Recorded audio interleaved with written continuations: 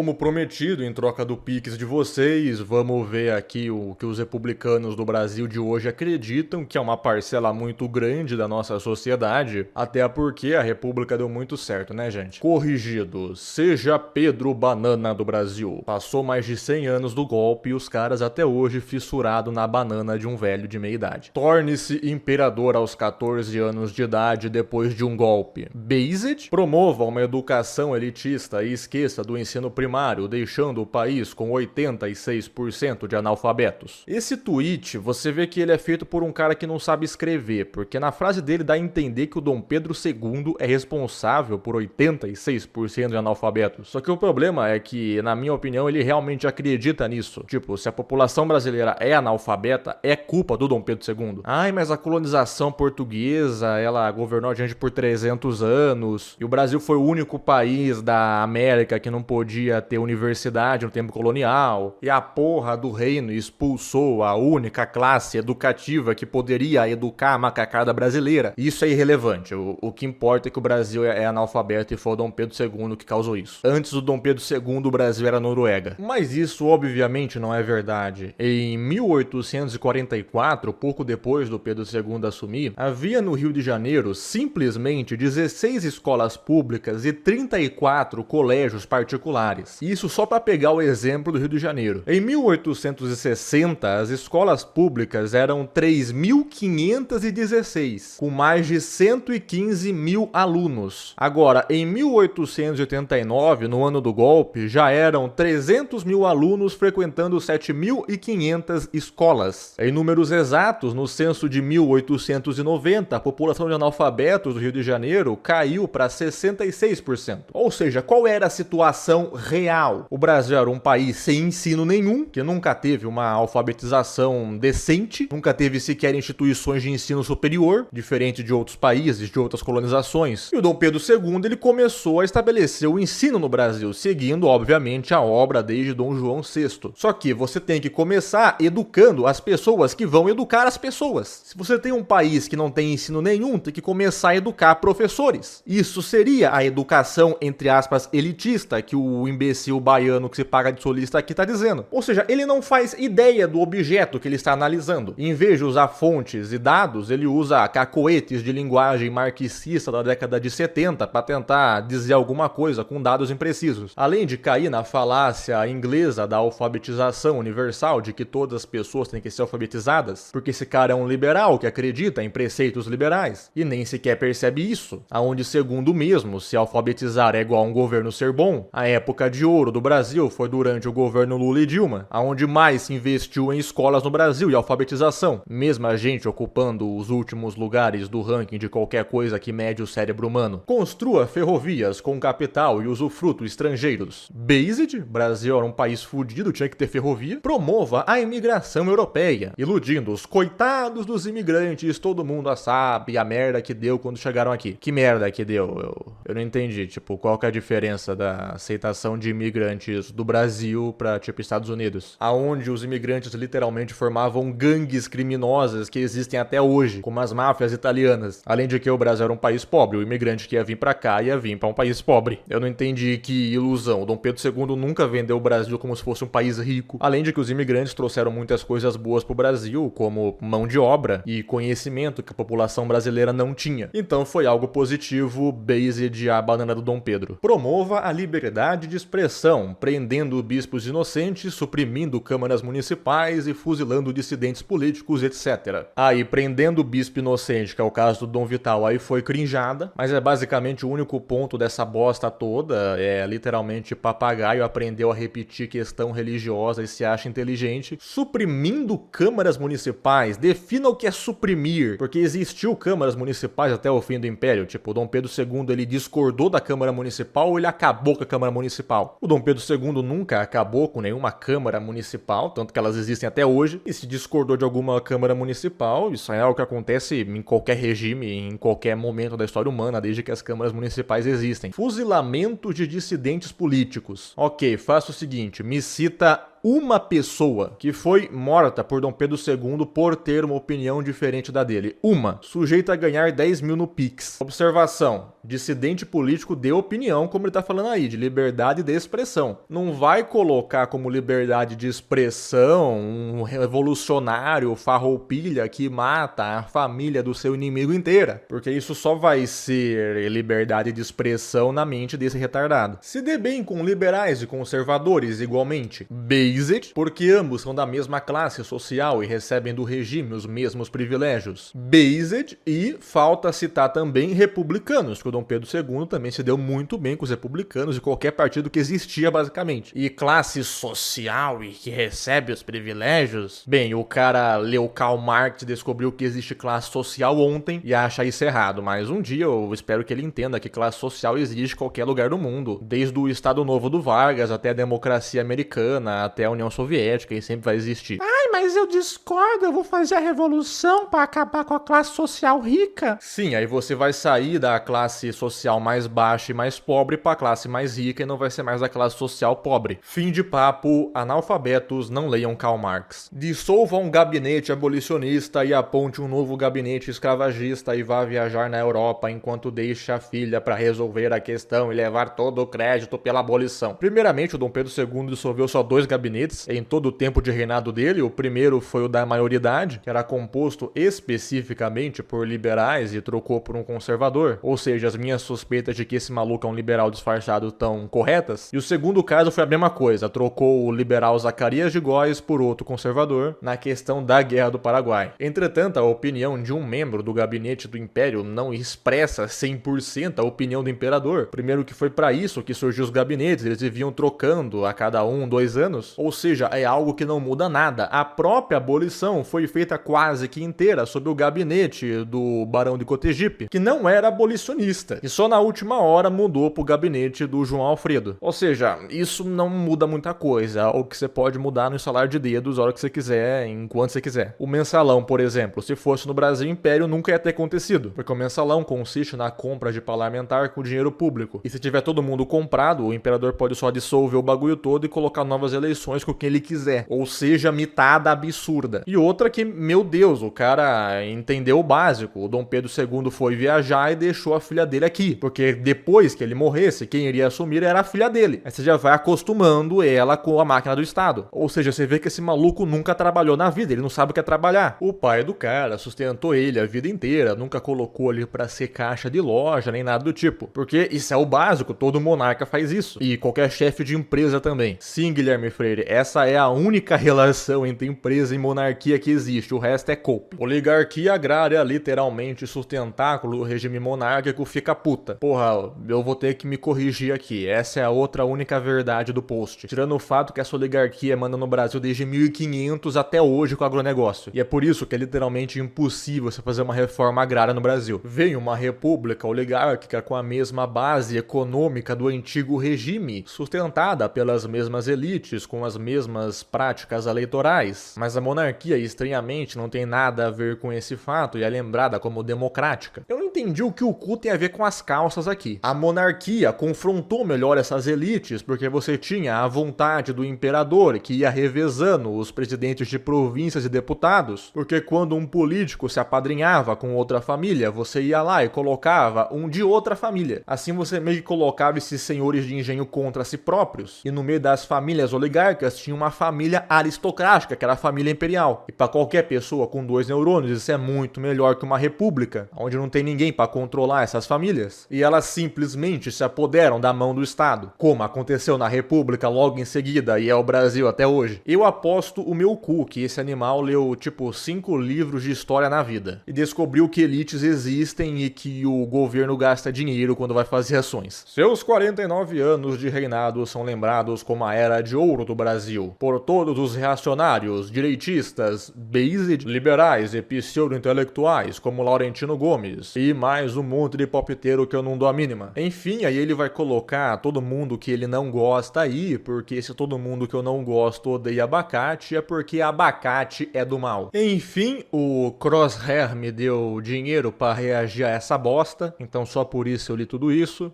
Eu me canso de repetir a mesma coisa o tempo todo, então a menos que me paguem eu não faço esse tipo de coisa por aqui. Então me sigam para mais informações, porque eu definitivamente odeio ter que ficar repetindo a mesma coisa. E estudem e se alfabetizem corretamente, senão vocês podem ficar igual o objeto de estudo desse vídeo. E é isso, o ketchup é bom.